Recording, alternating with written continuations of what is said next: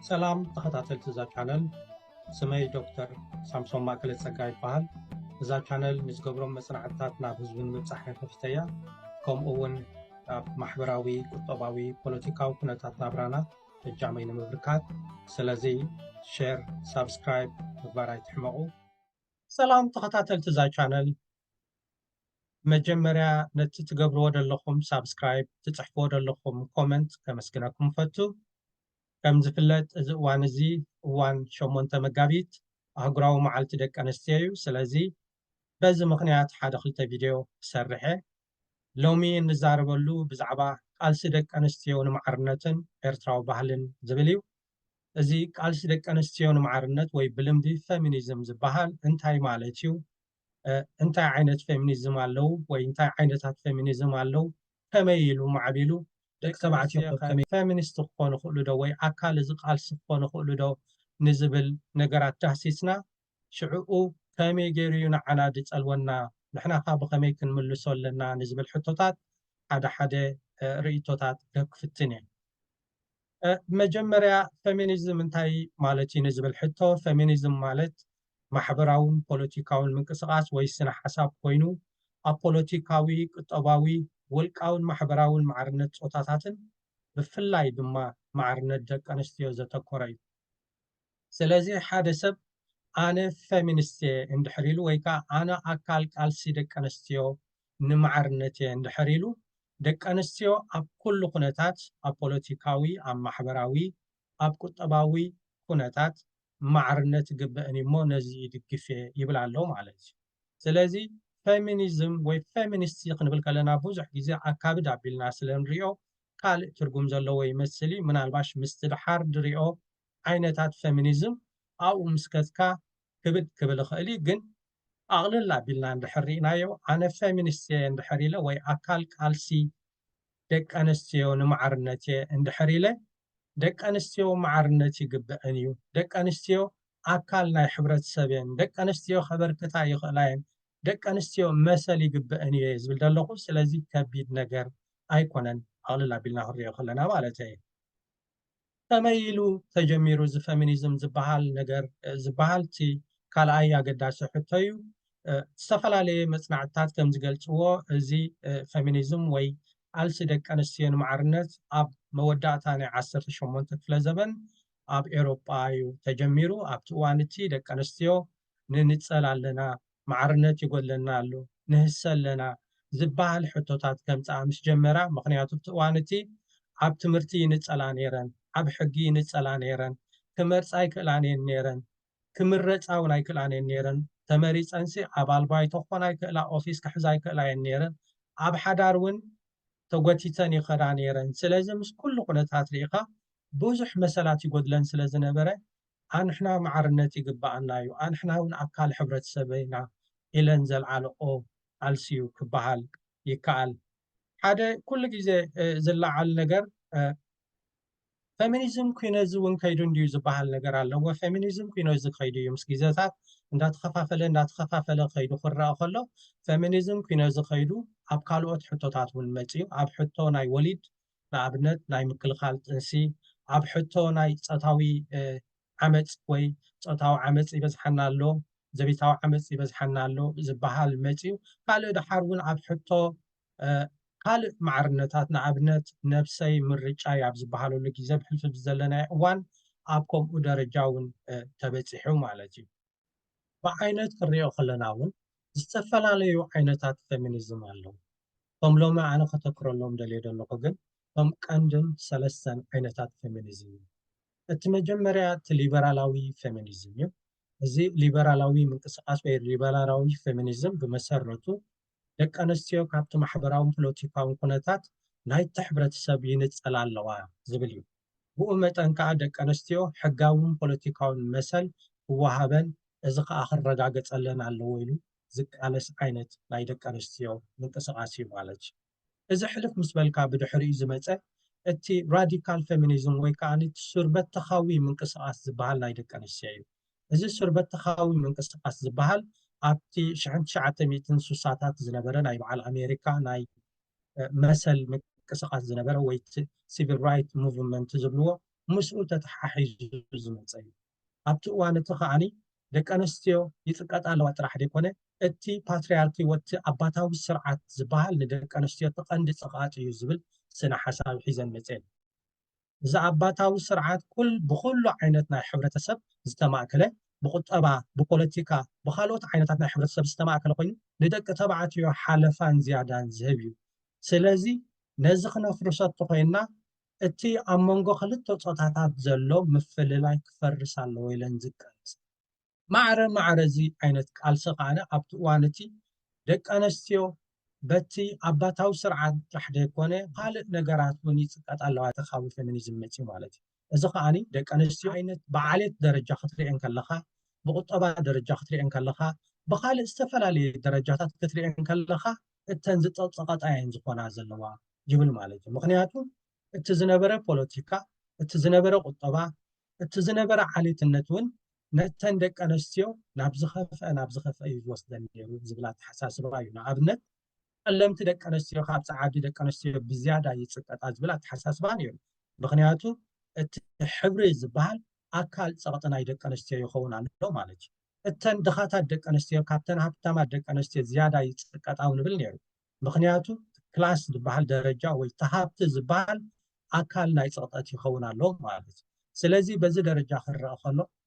እቲ ራዲካል ፌሚኒዝም ወይ ስርበት ተኻዊ ዝበሃል ምንቅስቃስ ነዚ ኩሉ ነገራት ክፈርስ ክኽእል ኣለዎ ደቂ ኣንስትዮ ማዕርነት ክረኽባ እንድሕር ኮይነን ዝብል ኣተሓሳስባ የርዎ ማለት እዩ ድሕር እዚ ዝመፀት ሳልሳይ ዓይነት ፌሚኒዝም እቲ ካልቸራል ፌሚኒዝም ወይ እቲ ባህላዊ ዝበሃል ምንቅስቃስ ናይ ደቂ ኣንስትዮ እዩ እዚ ባህላዊ ዝበሃል ምንቅስቃስ ነቲ ራዲካል ፌሚኒዝም ሒዙ ዝመፀ እቲ ናብ ክልቲኣቱ ዘሎ ናይ ፆታ ፍልሊ ክፈርስ ኣለዎ ዝብል ኣተሓሳስባ ክቃወሞ ጀሚሩ ማለት እዩ ምክንያቱ ኣብዚ እዋን እዚ ክልቲኣቱ ፆታታት ነናቱ ዝኾነ ፍልሊ ኣለዎ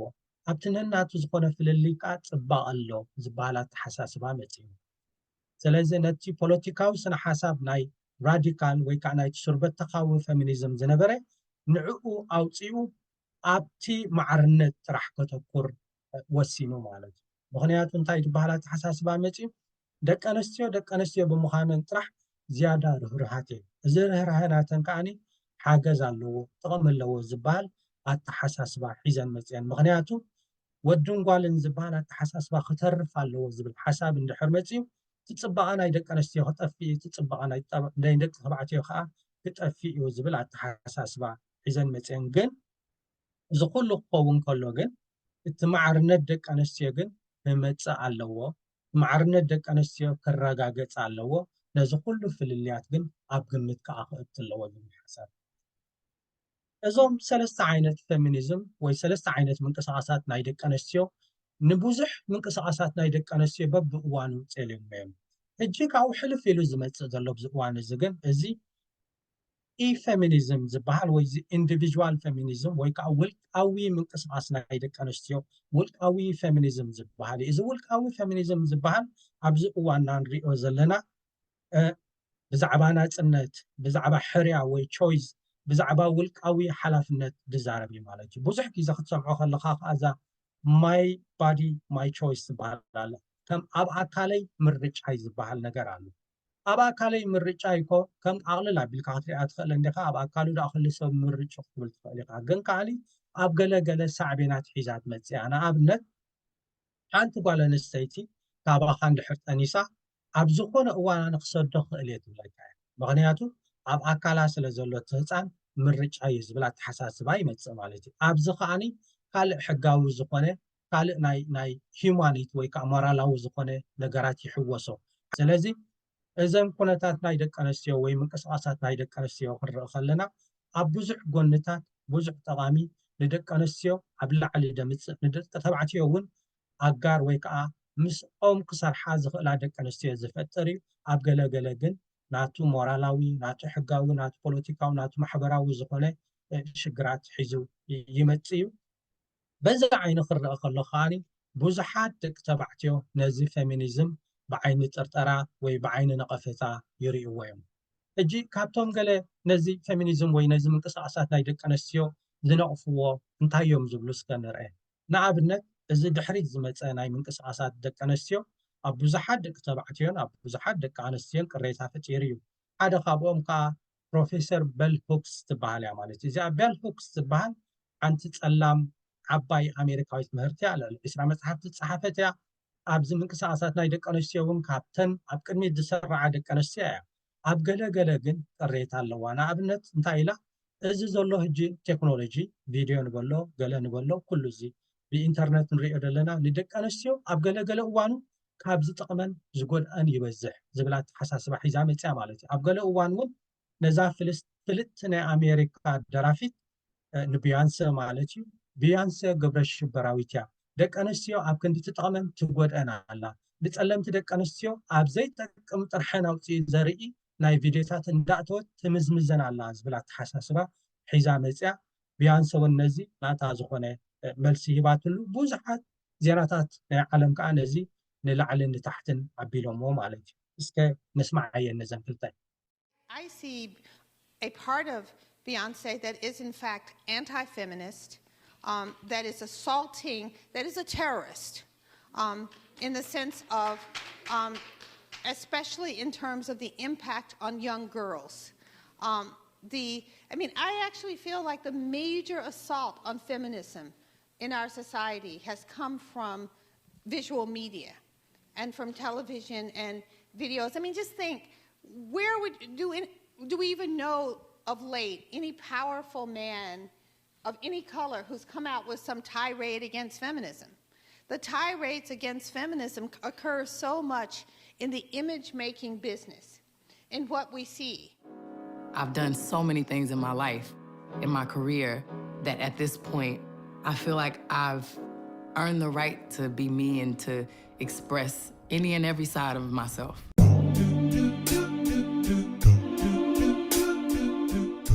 I was very aware of the fact that I was showing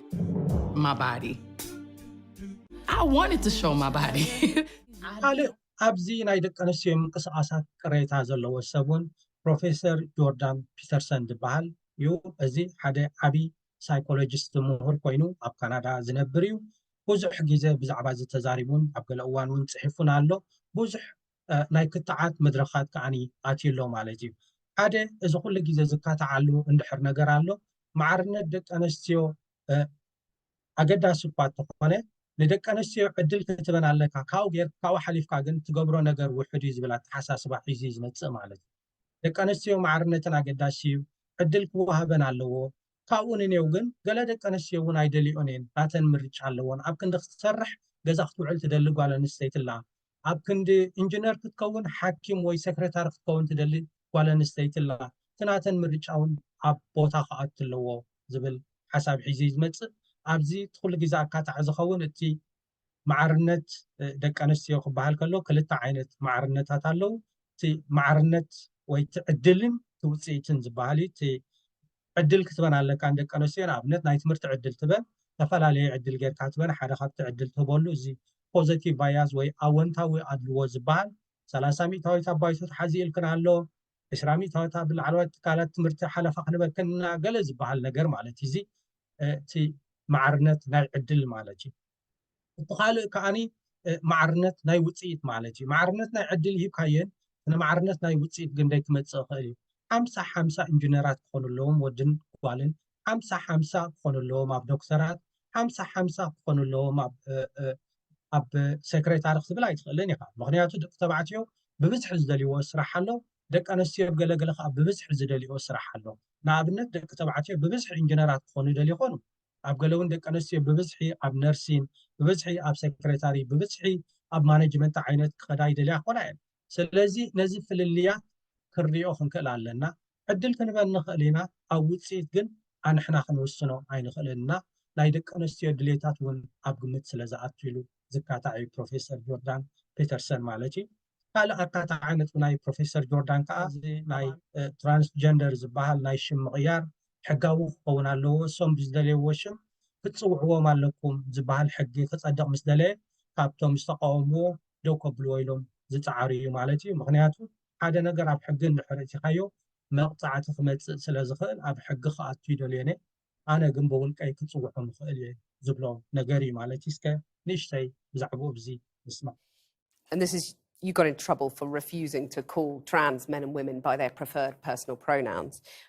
No, I want to that's ask- not actually true. I got in trouble because I said I would not follow the compelled speech dictates of the federal and provincial government. I actually never got in trouble for not calling anyone anything. Right. That didn't happen. You wouldn't follow the change of law, which was designed Not to once it was outlaw law. discrimination. No. What? እቶ ካልእ ተቐናቃኒ ወይ ተቃዋሚ ብዛዕባ እዚ ማዕርነት ናይ ደቂ ኣንስትዮ ወይ ፌሚኒዝም ከዓኒ ከም በዓል ፕሬዚደንት ዶናልድ ትራምፕ ማለት እዩ ዝኣመሰለ እዮም። ምክንያቱ እዚ ፌሚኒዝም ዝበሃል ወይ እዚ ማዕርነት ናይ ደቂ ኣንስትዮ ዝበሃል ንስድራ ቤት ኣብ ሓደጋ የእትዩ፣ ስድራ ቤት ከዓ እታ መሰረት ናይ ሕብረተሰብ መሰረት ናይ ሃገር እያ ዝብል ኣተሓሳስባ ኣለዎም። ምክንያቱ ደቂ ኣንስትዮ ደገ ብዝኸዳ ኣነ ማዕረየ ኣነ ናይ ወዲ ተባዕታይ ማዕርነት ኣለኒ ኢለን ክዛረባ ብዝጀመራ ከምኡ ዓይነት ኣተሓሳስባ ፈጥራ ብዝጀመራ እታ ስድራ ቤት ከም ቀደም ኣይትኸውን እያ። እታ ስድራ ቤት እታ ኩሉ ግዜ ንሕና እንፈልጣ ኣቦ ኣደ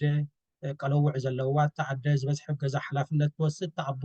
ኣብ ደገ ተመንጓሲሱ ዝኣቱ ንብላ እዚኣ ዓይነት ስድራ ቤት ክትፍጠር ኣይትኽእልን እያ። ስለዚ እዚ ፌሚኒዝም ዝበሃል ወይ እዚ ቃልሲ ማዕርነት ናይ ደቂ ኣንስትዮ ዝበሃል ሓደጋታት ኣለዎ። ደቂ ኣንስትዮ ብተኻእለ መጠን ኩሉ ነገር እንድሕር ተማሊኡለን ኣብ ገዛአን ክኾና ንዕአን ፅቡቅ እዩ፣ ነታ ስድራ ቤት ከዓ ፅቡቅ እዩ ዝብል ኣተሓሳስባ ኣለዎም ከም በዓል ዶናልድ ትራምፕ ማለት እዩ። እዚ በቲ ዓይነ ነቐፌታ ክሪኦ ከለና ማለት እዩ ዝህጂ ዝበልክዎ እዚ ከም ዘለዎ ከሎ ፀረ ፌሚኒዝም ወይ ኣንቲ ፌሚኒዝም ዝበሃሉ ሰባት እውን ኣለዉ። እዞም ፀረ ፌሚኒዝም ዝበሃሉ እዚ ፌሚኒዝም ዝበሃል ካብ ዝግብኦ ንላዕሊ ተለጢጡ ኣሎ፣ ኣድላይነት የብሉን፣ ሓደጉ ይበዝሕ ዝበሃል ነገር ኣብ ገለገለ እውን ደቂ ኣንስትዮ እንታይ ማዕርነት ኣድልይወን ዝብሉ ኣተሓሳስባ ዘለዎም ኣወዳትን ኣዋልድን ብዙሓት እዮም። ነናቶም ዝኾነ ኣተሓሳስባ ቃኒ ኣለዎም ማለት እዩ። ሓደ ካብዚ ብብዝሒ ዝፍለጥ ሰብ እንድሕር ኣሎ ኣንድሪው ቴት ዝበሃል ኣሎ። እንግሊዛዊ እዩ፣ ኣብ እንግሊዝ ኣይኮነን ግን ዝነብር ዘሎ ሕጂ። እዚ ሰብ እዚ እዚ ፌሚኒዝም ዝበሃል ሕንቃቐ እዩ። ፌሚኒዝም ዝበሃል እኮ እተን ደቂ ኣንስትዮ ኩሉ ነገር ምስ ተመላኣለን ካብ ሕንቃቐ ደረጃ ዝብሉ እዮም። ብካልእ ወገን እውን ወድን ጓልን ነናቶም ዝኾነ ተፈጥሮ ኣለዎም፣ ነናቶም ዝኾነ ተውህቦ ኣለዎም። ስለዚ ፌሚኒዝም ዝብላ ዘለዋ ደቂ ኣንስትዮ ሕማቕ ነገር ተትመፅእ ንኣብነት በዚኣ ሓደ ተመን ተዝመፅእ ኣታርዳ ኣባስኻ ወዲ ዘይኮንኳን እንዳበላስ መሃደማ ነይረን ዝብል ኣተሓሳስባ ኣለዎም ማለት እዩ። ስለዚ እዚ ፌሚኒዝም ዝበሃል ዘሎ ትርጉም ዘይብሉ ነቲ ናይ ወዳት ኣበርክቶ ንታሕቲ ዘውርድ ነተን ደቂ ኣንስትዮ እውን ካብቲ ባህርያዊ እናተን እቲ ናይ ሃይማኖት ክትኣቱ ከለካ ማለት እዩ ካብቲ እግዚኣብሔር ዝሃበን ባህርያዊ ናተን ዝኾነ ፀጋ ባህርያዊ ናተን ዝኾነ ኣበርክቶ ዘህድመን ዘሎ እዩ፣ ኣብዚ የድሊ ዘድክመን ዘሎ እዩ ዝብል ኣተሓሳስባ ዘለዎ ኣብ ዓለም እቲ ብብዝሒ ካብ ኩሉ ነገራት ብሎክ ዝኾነ ሰብ ተባሂሉ ዝፍለጥ እዩ። እውን ብሰንኪ ከምዚ ዓይነት ርእይቱ ካብ ኩሉ ሜድያ ናይ ዓለም ካብ ቲክቶክ በሎ ካብ ዩቲዩብ በሎ ካብ ፌስቡክ በሎ ካብ ትዊተር በሎ ካብ ኩሉ ብሎክ ኮይኑ ኣካውንት ብሎክ ዝኾነ ሰብ እዩ። ክሳብ ሕጂ ግን ካብ ተፈላለየ ሜድያ ከዓ ይዛረብ ኣሎ። ኣብ ገለ ነገር ክሪኦ ከለኹ ኣነ እውን ከም ሰብ እቲ ሰብ ዝዛረቦ ካብ ጥቕሙ ንላዕሊ ጉድኣቱ ዝበዝሕ ኣብ ገለገለ እዋን እውን ኣብ ደቂ ኣንስትዮ ንዕቀት ዘለዎ ዓይነት ሰብ ኮይኑ ዝረኣየኒ እዩ ክሪኦ ከለኹ ናተይ ግምጋም ማለት እዩ። Feminists are fucking walking down the street saying we want the same rights as men. You have more rights than men. There's not a single thing a man can do a woman can't do, but you have a whole bunch of laws in your favor. You have more rights than men already. What the ካልእ ብዛዕባ ደቂ ኣንስትዮ ማዕርነት ዝዛረብ ጓል ኣንስተይቲ ሓንቲ እንድሕር ኣላ ሳውናታ ዝኾነ ዩቲዩብ ዘለዋ ጓል እያ ሃና ፒርሊ ዴቪስ ትበሃል ኣላ፣ ኣሜሪካዊት እያ። ሃና ብዙሕ ግዜ ብምንታይ እያ ትፍለጥ ደቂ ኣንስትዮ እንታይ ማዕርነት ኣድልይወን ሚለን ዘበጥበጥ ክብላ እምበር እንታይ እዩ ማዕርነት ትበሃል ሕቶ እያ ተምፅእ። ሓደ ካብቲ ንሳ ትብሎ እንድሕር ኣሎ ፌሚኒዝም ሃለውለው እዩ። ንኣብነት ብዛዕባ ምምራፅ ይዛረባ እየን ደቂ ኣንስትዮ እንታይ ክገብረለን እየን ዝመርፃ መሪፀን እንታይ ክኾነን ዝበሃል ሕቶ ተምፅያ። እዚኣ እውን ውፅእ ዝበለ ኣተሓሳስባ ውፅእ ዝበለ ኣረኣእያ ዘለዋ ሓንሳብ እውን እታ ጓል ናይ ኣንድሬው ቴት ተባሂላ እትፍለጥ እያ ወይ እታ ጓል ቨርዥን ኦፍ ናይ ኣንድሬው ቴት ተባሂላ በትሳ ትዛርቦ በትሳ ኣብ ልዕሊ ደቂ ኣንስትዮ ተርእዮ ኣተሓሳስባ ትፍለጥ እያ። ብዙሕ ግዜ ከዓ ኣካታዒትን ኣዛራቢትን ኮይና እትረአ ጓል እያ ማለት እዩ። A lot of people think I'm insane because I don't think women should vote. Everybody thinks I'm crazy for this opinion. If anything, this is probably my most extreme opinion. ስለዚ ብሓፈሻ ክንሪኦ ከለና ፌሚኒዝም እዚ ዓይነታት ሓሳስባታት ኣሎ እዚኦም ዓይነት ነቐፍቲ ኣለዉ እዚኦም ዓይነት ከዓኒ ተቃወምቲ እውን ኣለዎ ክበሃል ይከኣል እሞ ኣብቲ ናትና ደረጃ ኸኣ ኣብቲ ኤርትራዊ ወይ ኣብቲ ሓበሻዊ ኩነታት ክንሪኦ ከለና እዚ ፌሚኒዝም ዝበሃል ይሰርሕ ዶ ዝበሃል ሕቶ ተኣገዳሲ ኩነታት ኮይኑ ይስምዓኒ ሓደ ብምንታይ ክጅምር ይደሊ ኣነ ኩሉ ግዜ ዝሰምዖ ቃል ኣሎ ማዕርነት ብስራሕ ዝበሃል ነገር ኣሎ መጀመርያ ብዚ ክጅምር ዝደሊ ምክንያቱ ሓደ ማዕርነት ናይ ጓልን ናይ ወድን ኣብ ስራሕ ዝኣቱ ይኮነን ማዕርነት ተፈጥሮ እዩ ኢኳሊቲ ባይ በርዝ ወይ ብተፈጥሮ እግዚአብሔር ዝህብ ካብኡ ወፂኻ ግን እቲ ኣብ ስራሕ ዝግበር ነገራት ጓል ኣንስተይቲ ናታ ስራሕ ኣለዋ ወዲ ናታ ስራሕ ኣለዎ ብናይ ክተሓጋገዙ ክእሉ ብናይ ክመላሉ ክእሉ ኢልካ ሱብ ካልእ ኣጀንዳ ወይ ካልእ ዘረባ ዝመፅእ ነገር እዩ ማለት እዩ እቲ ካልእ ኣብ ናትና ሕብረተሰብ ክትመፅእ ከለካ ሕብረተሰብና ባህልን ሃይማኖትን ዝተኸበበ ዓይነት ሕብረተሰብ እዩ እቲ ባህልን ሃይማኖትን ክትሪኦ ከለካ ከዓኒ እቲ ባህሊ ኣባታዊ ባህሊ እዩ እቲ ኣባታዊ ባህሊ ዝበሃል ፓትርያርኪ ዝበሃል ሕብረተሰብ እቲ ኣቦ ከም ርእሲ ናይ ቤተሰብ እቲ ኣቦ ከም ወሳኒ እቲ ኣቦ ከም መራሒ ናይ ገዛ እቲ ኣቦ ከም ኣላይ ናይ ገዛ እቲ ኣቦ ከም ቁጠባዊ ፋይናንስ ናይ ገዛ ከምፅእ ዝኽእል ዓይነት ጌርና ኢና ንሪኦ እቲ ኣደ ከዓ ናይ ገዛ እመቤት ናይ ገዛ ብርሃን ሓብሓቢት ደቃ ኣፍቃሪት ደቃ ኣላይት ደቃ ኢና እንብላ ኣብ ናትና ሕብረተሰብ ክንሪኦ ከለና እውን ተኣደ እውን ማዕረ ማዕረት ሰብኣይ ኣብ ማሕረስ ኣብ ምጉልጋል ኣብ ካልእ ሕብረተሰባት ትኸይድ እያ እዚ ክኸውን ከሎ ግን ኣብ ጓልን ኣብ ወድን ፍልሊ የለን ማለት ኣይኮነን ምክንያቱ ዝበዝሐ ሓለፋ ናይ ውርሻ ሓለፋ ናይ ትምህርቲ ሓለፋ ናይ ቁጠባ ሓለፋ ናይ ስራሕ ሓለፋ እንድሕር ኣሎ ነቲ ሰብኣይ ወይ ነቲ ወዲ ዝወሃቦ እዚ ናይ ባህሊ ፍልሊ ኣሎ ኣብቲ ናይ ሃይማኖት ፍልሊ ክንሪኦ ከለና እውን መብዛሕትኡ ሕብረተሰብና ኣብ ክርስትያንን ኣብ ሙስሊምን ዝኣምን እዚ ዓይነት እምነት ከዓኒ ንወድን ጓልን ነናቶም ዝኾነ ነገር ይህቦም እዩ እታ ጓል እንታይ ትገብር ትወዲ እንታይ ይገብር ብንፁር ዝተቐመጠ እዩ እዚ ከዓ ናብ ሕብረተሰብና ዓብ ዝኾነ ፅልዋ ኣለዎ እዚ ክንብል ከለና ግን ሕብረተሰብና ይተቐየረን ማለት ኣይኮነን ንኣብነት ናትና ብረታዊ ቃልሲ ናይ ኤርትራ ብረታዊ ቃልሲ ተሪኢኸ ደቂ ኣንስትዮ ዘሳተፈ ኣብ ላዕሊ ደረጃ ዘብፅሐ ኣብ ገለገለ እውን ናይ ኣተሓሳስባ ለውጢ ዝገበረ እዩ እዚ ካብቲ ሓደ ዓብይ ስጉምቲ ክትብሎ ትኽእል ኢኻ ማዕረ ማዕርዩ ግን ደቂ ኣንስትዮ እውን ዝተፀቐጣ ከም ዝኾና ብዙሕ ነገራት ይረኣየካ ኢና እቲ ካልእ ወድን ጓልን ማዕረ ዲና ዝብል ሕቶ እዩ ማለት እዩ ኣብ ባህልና ኩሉ ግዜ ዝመፅእ ማዕረ ዲና ብተፈጥሮ ወድን ጓልን ማዕረ ኮይኖም ኣይፍልጡን እዮም ምክንያቱ እቲ ባዮሎጂካል ዝኾነ ፍልልያት ኣሎ ኣብ ካልእ እውን እቲ ስነ ሓሳባዊ ወይ እቲ ሳይኮሎጂካል ዝኾነ ከዓ ፍልልያት ኣሎ እዚ ሓደ ዲና ንዝብል ሕቶ ናይ ባህሪ ፍልሊ ኣለና ናይ ባዮሎጂ ናይ ተፈጥሮ ፍልሊ ኣለና ኣብ ገለ ነገራት እውን ብዙሕ ዘፈላለዩ ኣለና ስለዚ እዚ ዘፈላለየና ነገራት ግን ንደቂ ኣንስትዮ ክንፀቕጠሉ ንደቂ ኣንስትዮ ክነቋሽሸሉ ንደቂ ኣንስትዮ ክንሃስየሉ ኣለና ድዩ ዝብል ሕቶ እንድሕር መፅዩ ኣይኮነን እዩ ትመልሲ እቲ ናትና ፌሚኒዝም ናይ ዓድና ቃልሲ ኣብዚ ክተርድ ዘሎ ጓል ኣንስተይቲ ክትውፃዕ እንድሕር ሪኢኻ ጓል ኣንስተይቲ መሰላ ክትግፈፍ ተሪኢኻ ጓል ኣንስተይቲ ክትዕመፅ እንድሕር ሪኢኻያ ኣብቲ እዋን እቲ ፌሚኒስት እንተዘይኮንካ ወዲ ይኹን ጓል ትርጉም የብልካን ማለት እዩ ስለዚ ኣብ ገለገለ እዋን ክንሪኦ ከለና እቲ ሕቶ ፌሚኒዝም ሕቶ ምንባር እቲ ሕቶ ፌሚኒዝም ሕቶ ህላውነት ሕቶ ፌሚኒዝም ሕቶ ኣሕዋትናን ደቅናን ምዃኑ ክርዳእና ትኽእል ኣለዎ ምክንያቱ ክንተሓጋገዝ ተዘይክኢልና ፌሚኒስት ክንከውን ተዘይክኢልና ብተዓቕምና እቲ ናትና ሕብረተሰብ ክፀንት ናትና ሕብረተሰብ ክህሰ ይኽእል እዩ ካብኡ ሓሊፍና ግን ኣብዚ የድሊ ዓይነት ፌሚኒዝም ክንምጠጥ ኣለና ዶ እንድሕር ኢልና እሱ እቲ መልሲ ንሎሚ ኣብዚ ውድእ ይቐኒየለይ ኣብዚ መፅእ እዚ ፌሚኒዝም ማዕረ ክንደይ ዝሰርሕ ዘሎ ደቂ ኣንስትዮ ኸ ይብደላ ኣለዋ ዶ ይዕመፃ ኣለዋ ዶ ደቂ ተባዕትዮ ከመይ ኩነታት ኣለዎ ንዝብል እቲ ቪድዮ ክሰርሐ ሎሚ